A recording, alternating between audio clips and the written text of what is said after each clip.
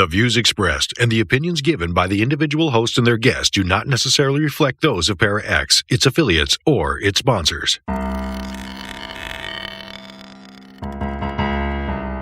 I'm horror author T. Fox Dunham. And I'm horror author and filmmaker Phil Thomas. And tonight we're asking you, what are you afraid of?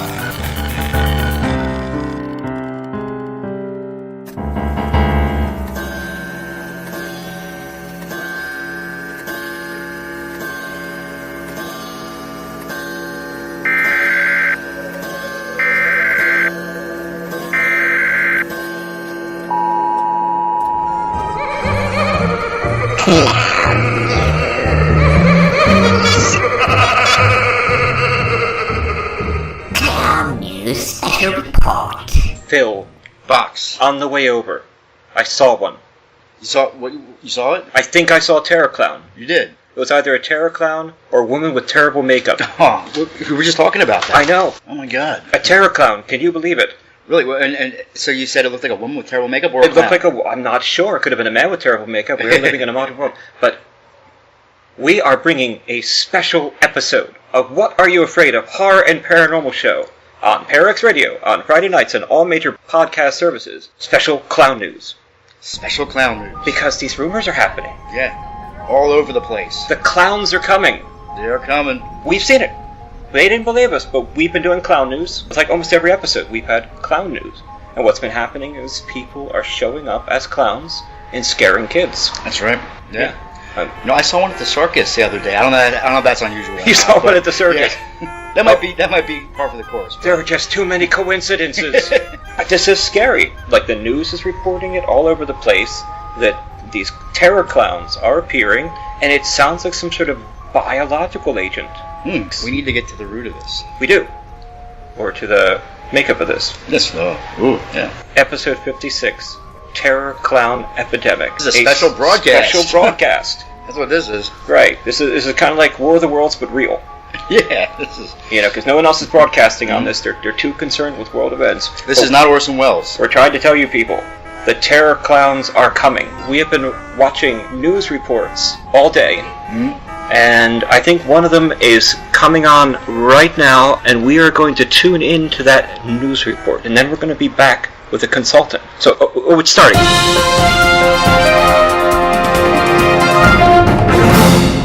This is Michael Brewsnacker with TNN International. Reports are coming in this morning of a rash of terror clown sightings in from small towns across the United States. Last year, the U.S. was host to terror clown sightings across the nation, starting in the American South and spreading.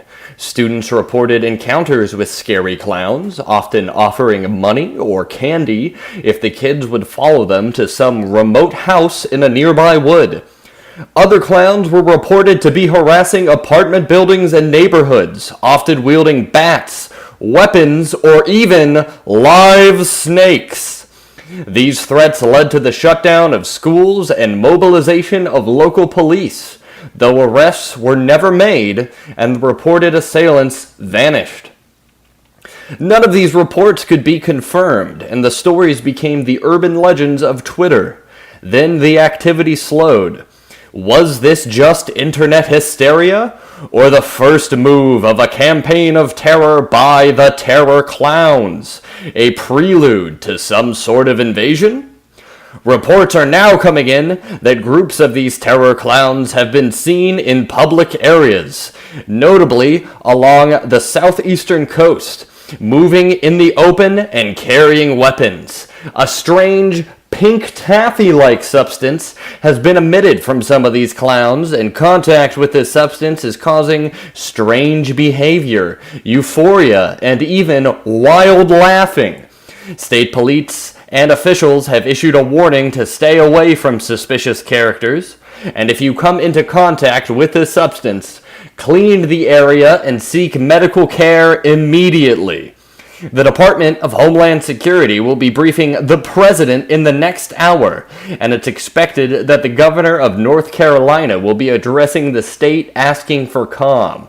Reports continue to come in from across the country, though no sightings have taken place in any major city. We'll be bringing you live updates on Terrorklown 2017 as we learn more.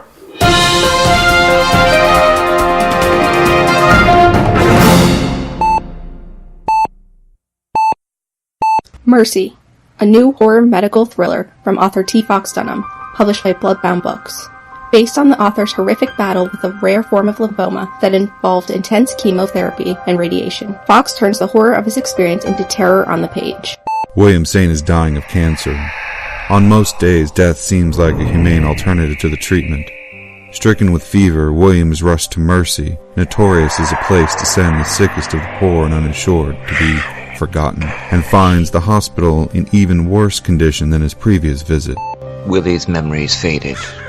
He grabbed his sack head of the scarecrow, picking at the exposed chicken wire to hold them in. However, the memories fell out of the holes in his face.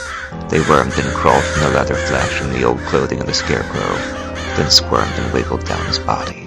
The grounds are unkempt, the foundation is cracking, and like the wild mushrooms sprouting from the fissures of decay around it, something is growing inside the hospital.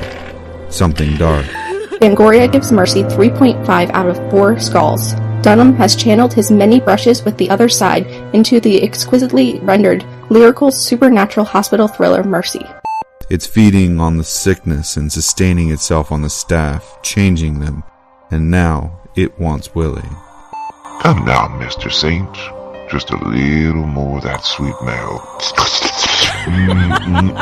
So salty and so good. You won't miss it. And we ever do so like our delicacies here at Mercy Hospital.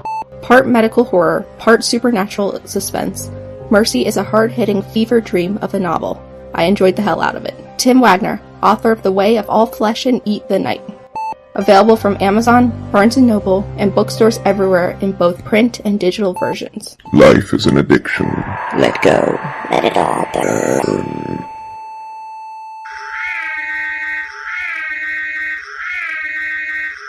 Are you haunted by shadow people in the middle of the night? Do you secretly love all things creepy and spooky, enjoying ghost stories and horror fiction from the best storytellers? Do you have a true ghost experience you want to share, but no one will believe you? If yes, listen to the professionals on What Are You Afraid Of? Horror Paranormal Show Friday nights at 9 p.m. on Para X Radio and at www.whatareyouafraidofpodcast.com. What Are You Afraid Of on Para X? Our creepy and demented hosts are on call to provide you with all your spooky needs with true ghost stories, interviews, indie music, and new horror fiction. We are ready to scare you. Para X. You see that news thing? It was insane. It's scary stuff. I can't believe this is happening. I know this might be a thing. This is really real. This is before beyond my imagination. There were just a couple of sightings once in a while. And it was fun. But these sightings are everywhere. This is like a swarm almost. It's like that opening scene from The Happening. Oh, yeah. You know? Oh. Right. It's happening. But it's actually a good movie, not a bad movie. You know, I'm like, sure. Yeah, but it's so frightening. We are bringing you a special episode of What Are You Afraid Of? Horror and Paranormal Show, episode 56, Terrorklown Epidemic. Though we're not trying to spread panic. No. We have an author with us tonight who literally wrote the book on Terrorklown. It's called The Evil Klown Survival Guide by author J. Lee Dodson, and he is a consultant on Terrorklowns. How are you, Lee? I'm okay. I appreciate you finally having somebody to believe me that the stuff is happening. You're finally seeing it for yourself. It's happening. It's going on right outside. There's that woman again. She looks like she's wearing a lot of makeup, but that could be a clown. It could be because Halloween is around the corner, but you got to be careful. You got to be careful because it might be one of those Terrorklowns, and I don't want you guys getting hurt. I don't want guys getting eaten. If anyone can help us, it's you. It's try to avoid something like that. Yeah, we got you on the line. I wrote the book. I literally wrote the book on this, and any questions you got, I'm here to answer them. Yeah. So what's the book about? Exactly. Well, it's the Evil Klown Survival Guide, and I spent a couple of years studying these things. What you guys don't know is this clown thing kind of happened a few years ago, and I just saw the signs. The signs started last year, and I knew they were coming back. But nobody would believe me. So I had to get this guide out. I had to write this thing, get it up online so people can find out how to survive them when they finally do attack. And you got a publisher. What's the name of the publisher? The publisher is Grimlock Press, and they're from the UK, and oh boy, they know a lot about the horror thing over there and evil clowns that showed up there last year as well. So this has been something that's been happening for a while, kind of growing in momentum? Yes, it started back in 2012. I think about 2012 in Williamsport, Pennsylvania. That's where I'm from. That's my hometown, yeah. And what happened was there was a clown attack, but the government, they covered it up. They covered it up, and they won't to return my calls. They just whatever. I'm just appreciate you getting the word out there. It sounds like a conspiracy. It does sound like a conspiracy. Yeah, it's the government. The government knows. They know all about the Terrorklowns, and I just want to be here to warn everybody what to do, and that's why I have this guide out. I have this guide. So what do you need to know? What's the first thing you need to know? Well, I was just wondering, if you had a experience yourself, like what prompted you to write the book in the first place? Well, my ex-wife, she was killed. She was killed by a scum-sucking Terrorklown. Oh, jeez. Yeah, sorry. See, what happens is they get these Terrorklowns they come from something called the Dark Top. It's their circus. If you ever see a creepy old dark tent, like a big top that's in the middle of your city, get away, because that's most likely the Terrorklowns thing. Well, it will grow in size and become like 300, 400, maybe 400 stories high. Is that like a hideout for them? Is that kind of like a sanctuary? It's like their lair. It's their tower. The Laughing Dark is the leader. You got to watch out for him. Laughing Dark is the leader, and he is a evil clown. So I came home one day. The clown thing happened, and it was a short burst of one. Like I said, the government they covered it up, but I found my wife. She was covered in this pink taffy-like substance, and I couldn't get the stuff off her, and she's just there dying in front of me. The thing is, she wasn't dying; she was changing. Everything about her started changing. She turned into one of those clowns within 3 hours, and then opened her eyes like a baby just coming out of a womb, looking around, going, "What is this place?"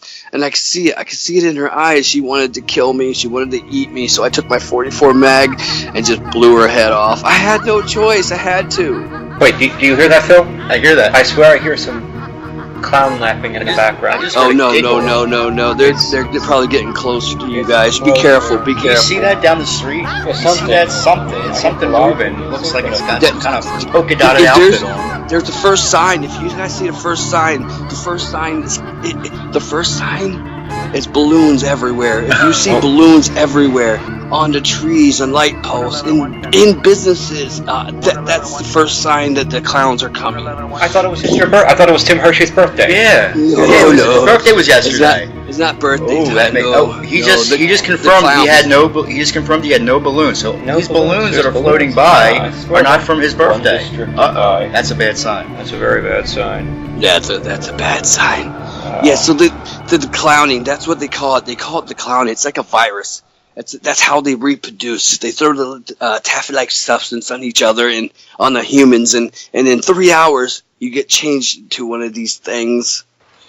Well, we are recording from Comic Zen today. It's public event. Some guys just came in. Hey guys, do you see any clowns out there? No. Oh, they're in denial. Maybe they haven't seen them yet. Spooky clowns. Or they could be maybe still early yet. They could be clown spies, for all we know. But let us know if you see any out there, because they're coming, guys. You know what? Speaking of clown spies, there are people who sympathize with them, and they want to work with the Terrorklowns. And these people are called the Balooks. They want to become Balooks. They want to become a Terrorklown. They actually want to become a Terrorklown. There's another group called the Dark Reich, and they're called Dark Followers also, and they want to work with the clowns. They want to mess over humanity. They don't care. They have no moral compass. So they're like Quislings. Is that kind of like World War II? Is it like people who want to become vampires? Kind of like the same thing? Yes, it's the same thing. People who want to become vampires and they get marked on the back of their necks. Well, it's the same thing with here. They want to become Terrorklowns, so they do the bidding of Laughing Dark and whatever he wants. And they become one later down the line. Wow, so it's kind of like an initiation into Terrorclowndom. Yes, it's like they need to prove themselves. So those couple that came in, they could have been working for him and you wouldn't even know it. We're being spied on. I know, this is terrifying. What we have from your book, which is available on Amazon.com and will be in bookstores, because you got a distributor through your publisher. Congratulations on that. Congrats. You can find that on Amazon. We'll have links for it up on the website and obviously be tweeting it. And we have a reading from that book done by David Walton, our British folk singer. And this is called Eunuchs on What Are You Afraid Of? Horror and Paranormal Show, Episode 56, The Terrorklown Epidemic.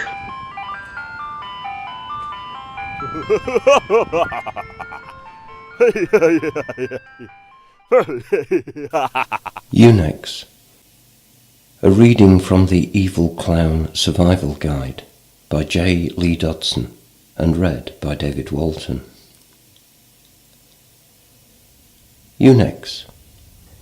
After everything I told you about the clowning, have you ever wondered where the children go?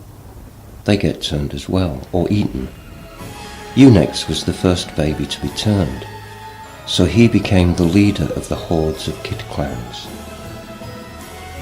Eunuchs can hover approximately 10 feet above ground, and he carries a very large knife around with him. He can also conjure up evil spirits and clown roots with his magical abilities. Eunuchs' most dangerous ability is impersonation. He has the power of mimicking a human baby and staying in that form until he decides to change back. Eunuchs uses this tactic on unsuspecting women who will bring in a lost baby and care for it. Then he kills off your pod. Demon Fur is his furry beast of a pet, and he will sick him on his intended targets as well. A eunuch's first contact report. I found a badly burned diary at an old run-down Victorian building that used to be an elementary school during one of my many travels. I could only salvage the last few pages. What occurred here must have been atrocious.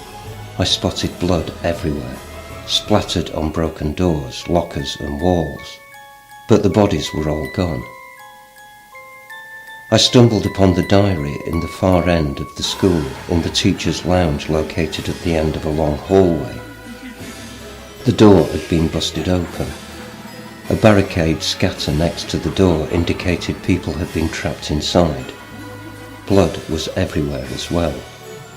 As I read these pages, I concluded that it was the work of the baby-like clown, Eunuchs. He must have been turning the young children into clown monsters. With that said, here are the last words of Marcus K. Lowell.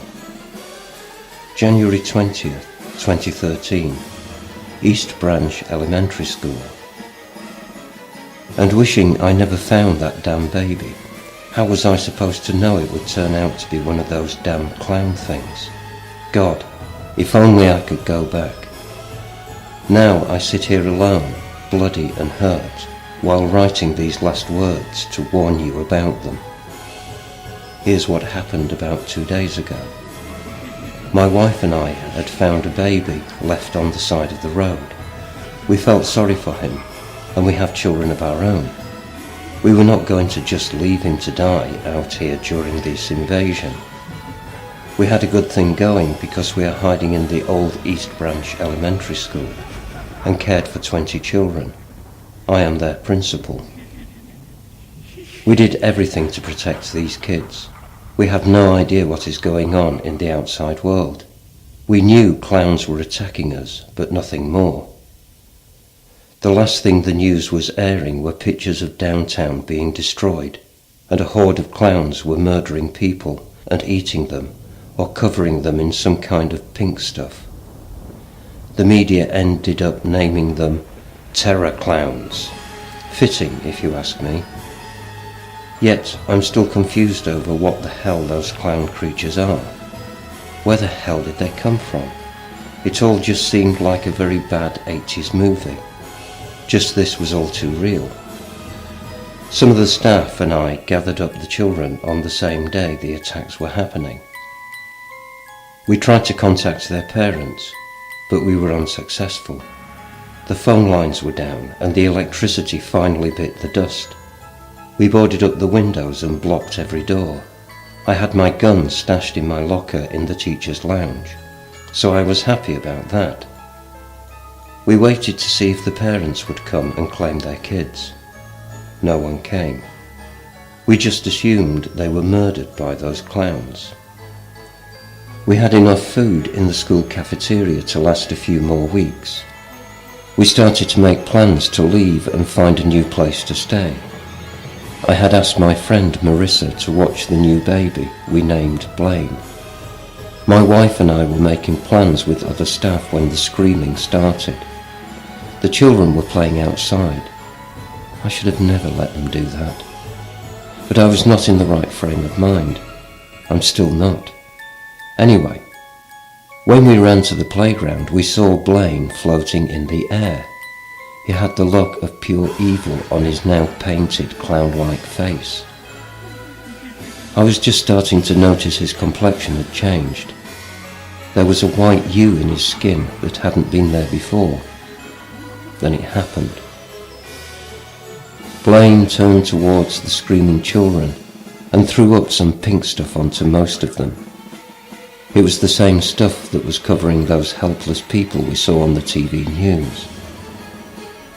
Blaine had completely changed into a terror clown that the media was warning us about. He looked at me and spoke in a victorious voice. "Thank you for finding me such lovely specimens for the clowning," he said, as I stood completely still, and I watched in shock as this unfolded in front of me. "By the way, my name is not Blaine, you stupid no-kin. You can call me Unix," he exclaimed, while holding a very large knife, which I hadn't noticed before. Instinct took over, and I opened the door so the surviving children could run inside.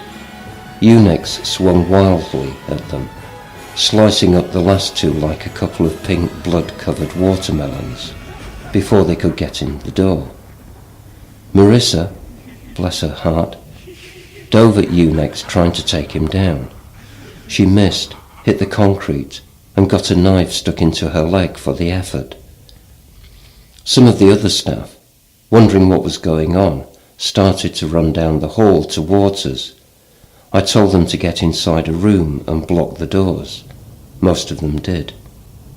A few of the kids and I made it to the teacher's lounge. My kids and wife were there in tears and frantic from hearing the commotion going on outside. Soon night came, and we had been locked away in there for hours without food or water. Unix had stopped killing for a while, and all seemed quiet. I was hoping he had gone away. Soon I heard more screaming. This time it was coming from inside the building. I looked out the small window on the door and could see the front doors had been busted open. I saw what looked to be children slowly walking towards us. They were not the same kids. They were changed into some sort of horrible clown things. I watched as they began breaking into each room that held the other staff members and killing them.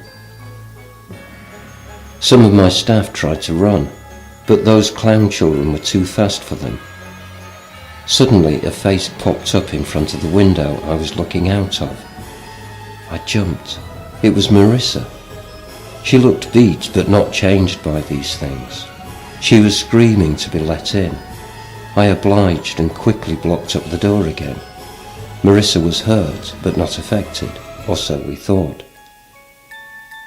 The last few minutes were just pure death and chaos. Marissa fell to the floor in such excruciating pain.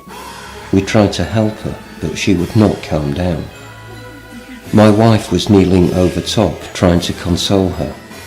Then they appeared, like a spider's sac splitting open, releasing new babies to the world.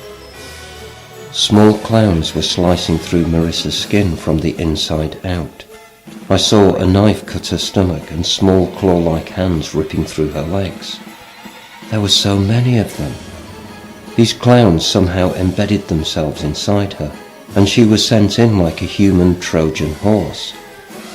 A clown busted out from her head, and that's the one who killed my wife. It burrowed into my wife's face, slashing its way to her belly, only to cut its way out. I screamed in anger and ran for my .45 that was stored away. Everyone was in shock. While I was getting my gun, the clowns had multiplied and were tearing into the remaining people left alive in this room. I finally got my gun and fired at them.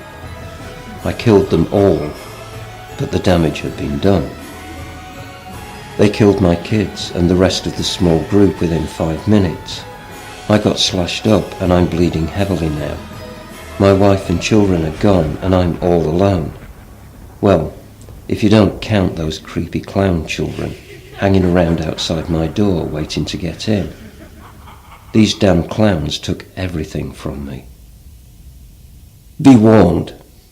A horde of small clown-like children roam the earth, and from what I can tell you, another species of clown roam this city. I have one bullet left. They will not take me. I don't know what happened, and I don't know why we deserved all this. What I do know is, I will not be around to watch the rest of humanity fall. Marcus K. Lowell.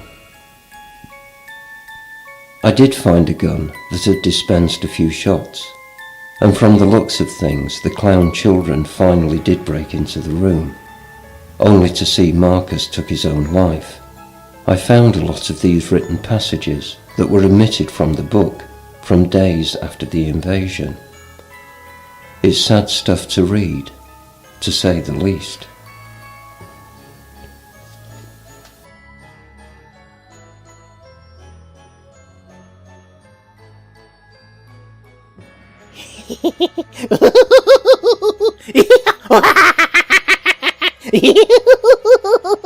Your source for everything paranormal. Para-X. Hi, I'm David Walton, and I drop whatever I'm doing to read whatever Fox and Phil demand of me. My digital, as opposed to ectoplasmic alter ego, is called Brendan Shawland, who regularly plays guitar and sings in a virtual world. Brendan has a website, David doesn't. Bandcamp sales figures would suggest that Brendan's music is decidedly niche. If you want to be in the vanguard of support as Brendan heads towards global domination, just put Brendan Shawland in your favourite search engine, and you'll find his website very close to the top. You'll see what the human looks like, and you can check out the Listen to a Song page to access Brendan's unwillingly private world of creative output. Your source for everything paranormal. Para-X. Caliburn Press, LLC is a Madison, Wisconsin-based publishing company owned and operated by Alan Ledden. Caliburn works with talented writers, artists, editors, and marketers throughout the United States, and you can find their books through their many imprints that include Damnation Books, Eternal Press, Malaferia Press, Ciento Sordida Publishing, and Spiro Publishing. please visit their website at sites.google.com/site/Caliburn Press LLC/home or Google Caliburn Press to check out their growing list of titles on Amazon.com, BarnesandNoble.com, and any other place fine books are sold. I'm Jenna Valadez with the Basement Files. Tune in Friday nights, 6 p.m. Central, 7 p.m. Eastern, right here on the ParaX Radio Network. Oh, that is scary stuff. Wow. Yeah. Most definitely. This is a public service announcement. The Terrorklowns are coming. And we are back on What Are You Afraid of? Horror and Paranormal Show with author J. Lee Dodson, who is our consultant, telling us about the upcoming Terrorklown invasion. So, yeah. Yes. But if you hear, I mean, we were listening to the story, and you can hear things going on outside. But no one's saying anything. We asked them what the Terrorklowns are doing, and they're all like, there ain't nothing going on, man. I think people are in denial. They're in denial. Yeah, they just don't want to accept it. Yeah, that's the Terrorklowns way. They want to keep on the down low before they attack. The second sign will be the missing. The missing. People will start missing. Lots of them, hundreds of them, thousands of them, even dogs, even cats. People will become missing. And then it'll all stop for a moment. Just for a moment. And the third sign? Streamers and more balloons. That's right. Streamers and more balloons. You think it's a giant party in your city, but it's not. It's the clowns they're getting ready to attack. Because on the fourth sign is Terrorklowns attack. And they will come, and they will hurt, and eat, and kill every living thing that's in their way. I've seen this firsthand, and it's horrible. I hope you guys would never, ever have to see this again. Well, we might. Ever. I think we're seeing the writing on the wall here with from peering outside a little bit. It looks like balloon animals on the wall. Some balloon animals. Yeah. Oh no. What about silly string? I see some silly string outside. Silly string. Be careful, because that could be acid. Those clowns are devilish demons. They could just use silly string that has acid in it. Just acid, just to burn your face and laugh at you while you're dying. Oh no. Psychotics, yeah, they don't sound human. No, they're not human. They're pure form. See, when they come out of the dark top, they're pure form. They're bones, and they're nothing but loose skin. And they have to feed with their two stomachs. One stomach holds the taffy-like substance that changes you. The other stomach holds the remains of you after they've eaten every last morsel of your body. Wow. You know what? There's a lot of bad ways to die. That probably ranks up there with top 5 being worst. Eaten and transformed by a Terrorklown. I mean, it's kind of like cancer, Cyberman clown. Yeah. Jeez, I wanted to ask you. Go ahead. What was it? I noticed on your book that you have an endorsement by Lloyd Kaufman, and he said it was traumerific. He liked it. He liked it. Okay, I personally know him. I worked with him on a movie. He was an actor of mine. I directed a film. We got him at the airport. We drove him. He came down. Not the airport. I'm sorry. The train station. We drove him down to the set. We spent the whole day with him shooting. And so I was wondering how you knew him. Well, that's an interesting story. Want to hear it? Yes, please. Sure. Oh, okay. I was hoping so.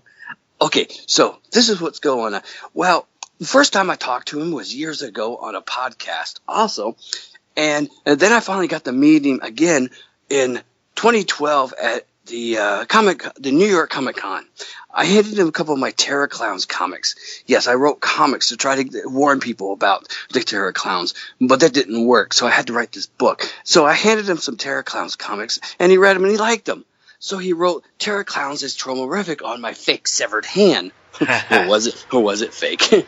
I don't know. Anyway, and then when I was writing this book, I asked him, "Hey, could you allow me to use your quote on my book cover?" And he said yes. So I signed it off, and now here it is. Terrorklowns is traumerific by Lloyd Kaufman. That's how I got that. That's the guy's great. awesome. He's a really nice dude. Isn't he? Yeah, he is a very nice person, yeah. And hopefully he'll survive We had a blast with him, yeah. I hope he survives the evil. Well, if he's going to get one of my books, I am going to give him one of my books so he can survive the Terrorklowns apocalypse. Nice. Yeah, well, hopefully it won't hit New York quite yet. Yeah. You know? Right. But we never know, right? Right. So we're going to pause, and I've got an interview with Meghan Arcuri, who's an up-and-coming horror author who's doing very well. She will be one of the readers at Fort Mifflin on September 16th at Horror at the Fort, which is a full day of events. You can come for the day, spend $10, hang out with the hosts of Para X, go do some private ghost tours and tours of the Fort Mifflin, one of Philly's oldest haunted sites. Then check out the vendors. Come see our readers, James Chambers, John Foster, you and me, Meghan Arcuri, and we've got Shannon Giglio and Peter Giglio driving up. This is, of course, if we're still here. Right. Yeah, if the clowns don't get it, we got to keep living. But this is one of our first interviews, and we're glad to have her on. And then we're going to play another news report if it pops on. But we will be back with J. Lee Dodson on What Are You Afraid Of? Horror and Paranormal Show. And check out the website at www.whatareyouafraidofpodcast.com for updated show information, ghost stories, and information on our many live events that are coming up. On September 16th, 2017, Saturday, we will be at Fort Mifflin with some of my favorite horror authors joining us from all over the East Coast, actually. And we're doing a little segment on each of the shows up until then, speaking to some of these horror authors, learning who they are, and finding out what motivates them to live in such dark worlds. This is What Are You Afraid Of? Horror and Paranormal Show. And tonight we're speaking with Meghan Arcuri. How are you, Meghan? I'm well, thank you. Oh, thank you so much for joining us, and thank you for having me. Oh, we're really happy to, and we're so glad you're coming down with us. Be at Fort Mifflin on the 16th. I'm really excited. Jim Chambers, who I think you've already interviewed, actually had asked me about it, and I just jumped on it. It sounded like such a fun and really wonderful idea. Yeah, I go to Jim to help me find people for these events, and he's been extremely helpful. And one of the problems that I've had with setting up these events is that it ends up being mostly, if not all, male authors, and that's been a problem. So I've tried to make these events reflective of community as a whole. And so That's great. That is great. I mean, there are a lot of really solid and strong female voices, in the horror writing community. So I'm glad. That's really great of you. Yeah, they have a tendency to get overlooked, and it's a shame. So, we did the Women in Horror Month last year, and we'll probably do it again this year. And so we're glad that you and Shannon Giglio can join us. Shannon's coming up from Georgia with Peter. Oh, yes. And, so they're coming up to Philly, which is great of them, and you're coming down from New York, and it's going to be a special day. Yeah, we're looking forward to it. Meghan, could you tell me a little about yourself? Sure. I am from New York. I live a little bit north of New York City, which anybody from the city will call upstate, but looking on a map, it's technically not upstate. But I am currently a stay-at-home mother. Prior to that, I taught high school math. I was actually a double major in college, a math major and an English major, and have my master's in math education. But that's where I stand now. That's where I am. I see that you've been in Chiromat, which is quite impressive. Thank you, yes. So when did you know you wanted to become an author? Being a stay-at-home parent is really rewarding in many, many ways. There are, however, challenges to it, and one of them is really sort of intellectually challenging. There are times where you just, especially when you have a baby, you don't really have anybody to talk to, and sort of, they just mostly react to you. So sometimes you're looking for an academic challenge, and you don't necessarily get one. So I had always read, and I had always, enjoyed reading, but when I became a stay-at-home parent, I just found an escape in books, and I read and read and read. I would read 2 or 3 books a week, a lot of urban fantasy, some paranormal romance, and I really enjoyed it. And at one point I said, I think I can do this. And so I sat down at the dining room table after the kids were in bed, and I tried to do it. And of course, it was very challenging, but that's really when I started doing it after my kids would go to bed, when I became a stay-at-home parent. So you had the normal trials with any author. You've been rejected, you've been accepted, you've gone through the process? Oh, yeah. Oh, big time, yes, definitely. Yeah, right, I completely understand. And you've held on, and you've continued writing, and you're building a nice name for yourself, which is good to see. Thank you. Yes, I'm trying. Now, when you write, and I know you write a lot of horror, and I saw a lot of horror anthologies listed. What inspires you? What motivates you? Well, recently I've noticed that that I've been picking up some things from from a nonfiction element, not movies and books necessarily, but just for example, I was writing a story for Jim Chambers. He's editing an anthology. It's called the New York State of Fright Anthology. And I knew that I wanted to write a story that involved the trains. There's a train system here called the Metro North. And there's this town that has this great name, and I didn't know anything about the town. So I Googled it and looked up what it meant, because the name is in Dutch. And so I got a meaning for it. And then in doing that, I found all of these other really amazing things that actually happened in the town, dating back from the 1600s to the 1800s to now, all these kind of scary and crazy things involving just sort of that location. And it was so inspiring and fun to write that I had to pare down what I wanted to include in the story, because there were so many things to choose from. And then I had a second story recently that I just wrote, which is it's not actually a horror story, but there was a ghost involved. I had Googled this expression that I just wanted to find out, the origin of it and where it came from and all this stuff. I ended up finding this blog from the New York Times, and it was just this article about computers, and it ended up being mostly about this young woman and her relationship with her grandmother. And I thought, wow, wouldn't that be kind of a great, platform from which to jump and tell the story, using those two, and having them dialogue, with a ghost involved, and of course adding something completely supernatural to it. But it was really, frankly, inspiring, to use your word. So yeah, I've just found that reading articles has been inspiring lately. Any cool projects going on right now? I know you talked about the James Chamber things. I mean, anything you're doing you want to tell our audience besides the other stuff you mentioned? Sure. Yes. I recently had a story accepted by Borderlands Press for Borderlands 7. Saw that. Congratulations. Thank you. Yes. So I'm very excited about that. I tell people that when you start writing, it's a lot of rejections. And then you kind of find a momentum, and it snowballs. And all of a sudden, its acceptance is everywhere. It's just... I think so too. And I also, kind of to the side of that, I guess, is I feel like when it rains, it pours.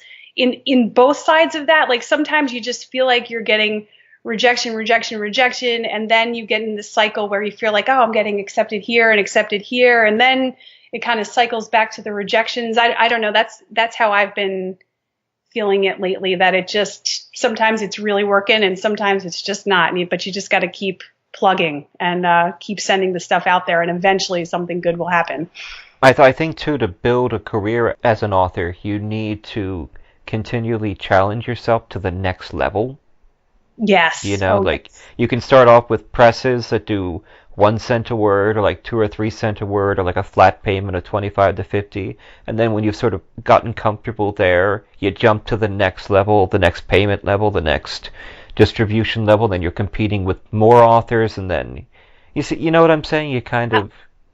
Yeah, absolutely. I mean, just been talking when I first started out, a lot of the people that I talked to even said to aim high and really just even shoot for those professional paying markets, even though, okay, maybe your writing's not at that level just yet, but at least, shoot for the stars.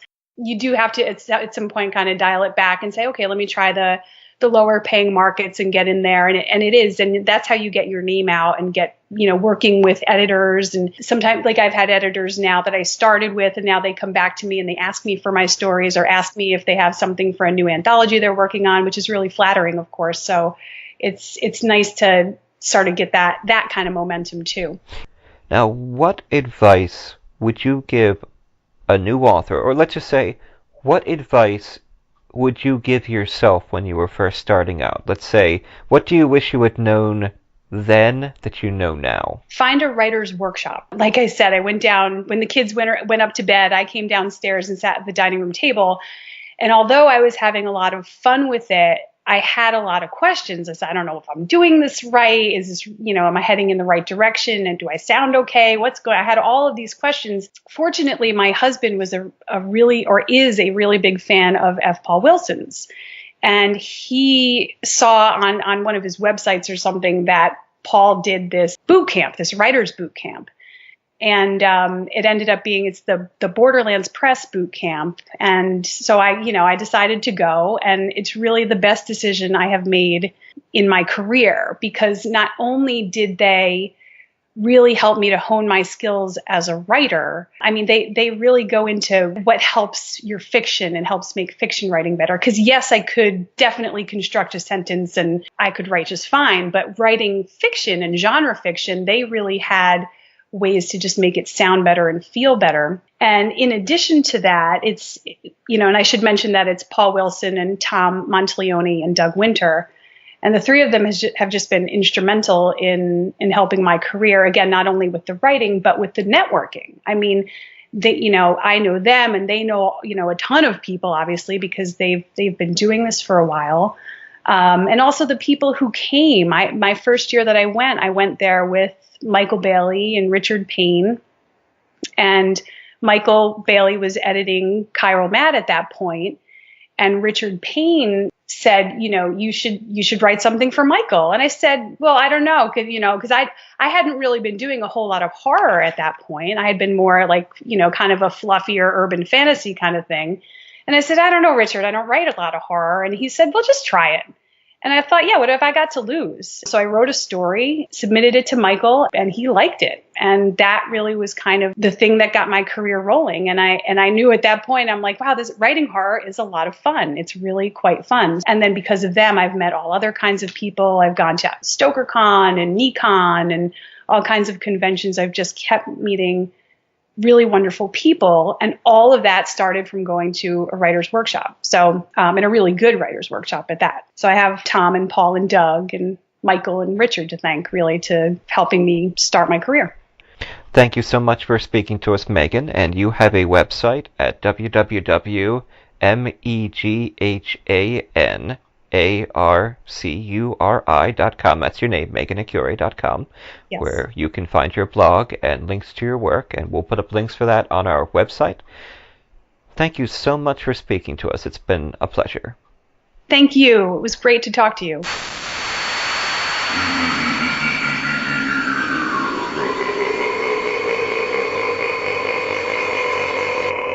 Para X.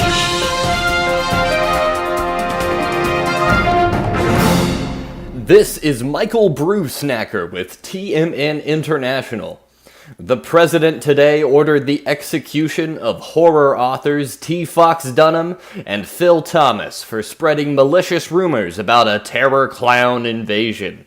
He called this more fake news and compared it to global warming and the world being round theory. Wait, what's this?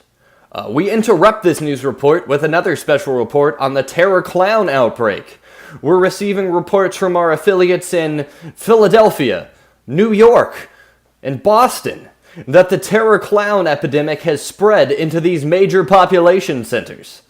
The Department of Homeland Security has activated its zombie preparedness team, the Romero Squad, to seek out and eliminate Terrorklown threats. It has now been confirmed that the clowns are spewing an infectious liquid that causes anyone who comes into contact with it to start acting like an evil clown. What can I say, folks? The nightmares of our childhood have become real. In Philadelphia, City Hall has been evacuated, and major PPD stations are under siege from assailants with water bottles spewing acid and lethal whoopee cushions emitting a deadly gas. The clowns have taken over much of the east of the city, spreading into Camden and Cherry Hill, and moving south into Maryland. Today, the Delaware River runs pink with makeup. Units of the National Guard have been activated, and state police militias are forming as FEMA calls for the evacuation of areas adjacent to the hostile areas. Those in cordoned-off sections are told to stay in their homes, lock their doors, and under no circumstances answer any knock-knock jokes. The CDC has scheduled a briefing set to start in just a few moments to advise the nation on this clowning epidemic. Just, God help us all.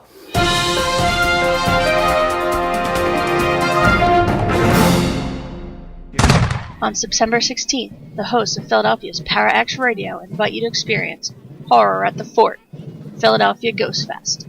It's a day of tours, vendors, paranormal investigations, live broadcasts, and horror readings. Though we warn you, one of the tour guides may be a ghost who volunteers here at this historic site. Tickets for daytime events are $10, or stay for the whole day for just $45, including the nocturnal ghost hunt, the buildings and grounds of Mud Island Fort. Parax Radio hosts will be broadcasting, and horror authors from the Horror Writers Association will be reading their newest dark literature during a dusk event. Learn more at www.fortmifflin.us. Join Parax Radio on September 16th for a day and night of horror. And if you hear the screaming woman, don't worry, you're not the only one. Para-X. It's like War of the Worlds, like you said, just War of the Clowns. Yeah. And we are on with the man, the Cassandra, who saw it coming. J. Lee Dodson. Tell us about the actual writing process of the book. What was it like writing this book? Oh, well, yeah, like I said, nobody believed me.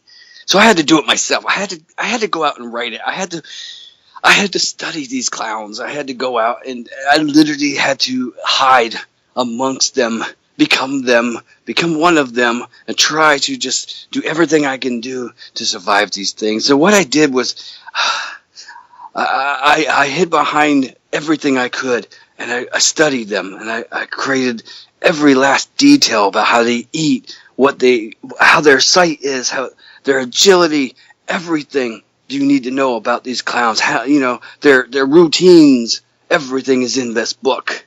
And when I finally finished it took 2 years to finish it. And I found a publisher, someone willing to put this out there and let everybody know that the clowns are coming. When you were getting this book published, was that your first choice of publisher? Yes, well, he was definitely interested in the horror aspect. See, they normally would do kids' books, but when he saw my book, he was like, yes, we need to get this done. We need to get this out. So we spent the last year and a half working on edits, and we finally got it done, and it's now in print on Amazon for your survival. And it's going to be in bookstores, too. You got to. Yeah, well, not quite yet. It's only on Amazon at the moment, but that'll be the next step. Right. And that's the Evil Klown Survival Guide by J. Lee Dodson. That's me, J. Lee Dodson, the one nobody believed at the beginning years ago, but now they believe, don't they? Now they believe. And you heard it first here on What Are You Afraid Of? Horror and Paranormal J. Lee Dodson is here to set the record straight once and for all. Wait, oh my God. I swear, this little car just passed by, tiny little thing with a two-door, pulled up across the street, and as I'm watching, 1, 2, 3, 4, 5? No. You're missing 3 there. Yeah. There's 8. There's 8. And they're heading right for the police station. Oh, geez. Why are they going to the police station? I think they're gonna... Are they going to attack the cops? I think so. Oh, my God. They'll take out... They're smart. They are smart. They will take out authority first because they know that's the resistance. And that's what they need to take out. No, that's not good. This is not good. This is not good. This is not good. This is not good. No. And Tim... the owner of Comic Zen, he was just out, and he came back in, and he was covered in this pink taffy-like substance. Oh my God! Oh, no. That's the taffy-like substance. No. Oh, guys, you gotta stay away from him. You gotta stay away from him. Far away from him. He's sitting there licking it off right now. Is that bad? Guys, no, lick that stuff. No. Tim, don't lick the stuff. It's too late. Don't lick the taffy. No, stop licking the taffy. Okay, one of you gotta have a gun and get ready to blow his brains out before he breaks out. Tim keeps a shotgun. Yes, he will turn into a Terrorklown within 3 hours. Wow. Okay, within 3 hours. Now he's licking the shotgun. That's odd. Don't touch the taffy stuff because it will turn into knives and stick through you and cover you as well. Right. Oh, this sounds terrible. Oh god. This is Okay, so I think what we need to do is we need to barricade the door. Okay. And we got supplies, so I think we'll be safe here until this all blows over. All right, so let's maybe they'll miss you. Maybe they'll go right by and miss you guys. Well, there's a desk we can hide under. Maybe we'll do that. Not that special. So we're going to bring you back next episode on our coverage of the Terrorklown invasion. And let me ask you one more question before we come back to the show. Okay, shoot, what you got? What inspired you to be an author? Imagination. I love entertaining people. But unfortunately, this time, it's real. And the clowns are coming. And this is not fiction. Now, if we survive this, will you be appearing at any special events in the next few months that you want to tell us about? Yes, I will be appearing at the Nittany Comic Con in State College, PA on the 24th. Yes, on the 24th.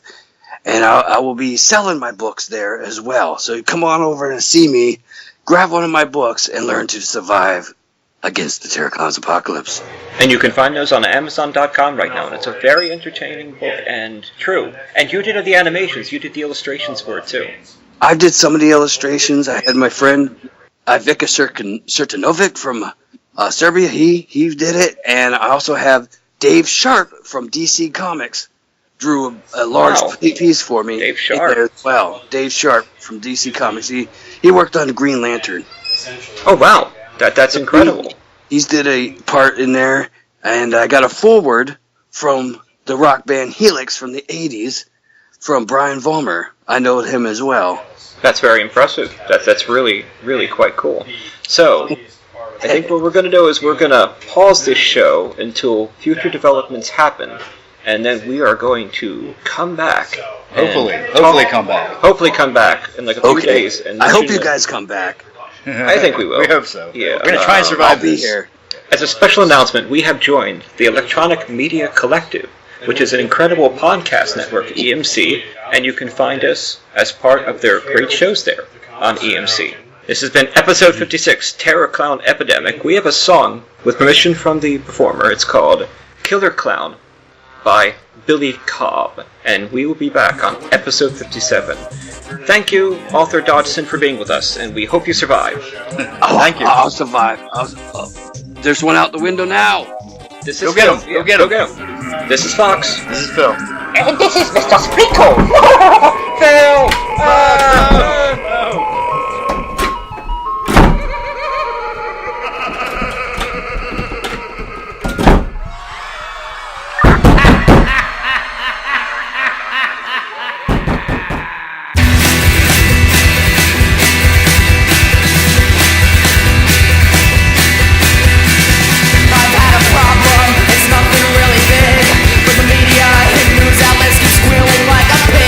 Something very wrong. I know exactly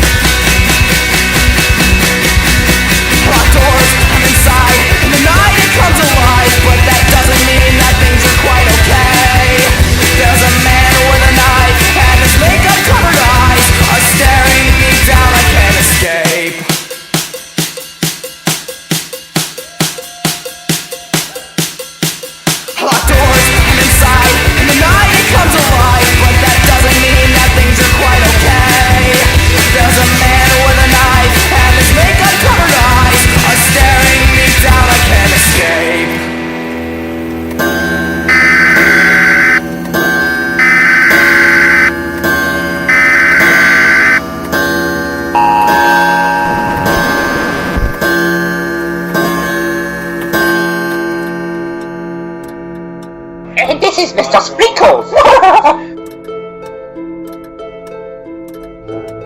T. Fox Dunham lives in Philadelphia with his wife Allison. He's a lymphoma survivor, cancer patient, modern bard and historian. His first book, The Street Martyr, was published by Gutter Books. A major motion picture based on the book is being produced by Throughline Films.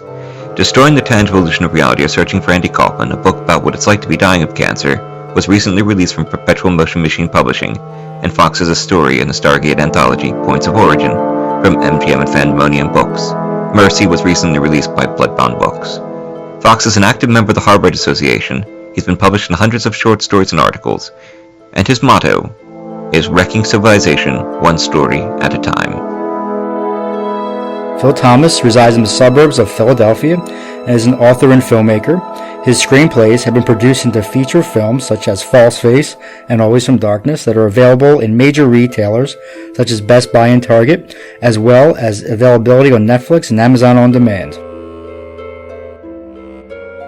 The views expressed and the opinions given by the individual host and their guests do not necessarily reflect those of Para X, its affiliates, or its sponsors.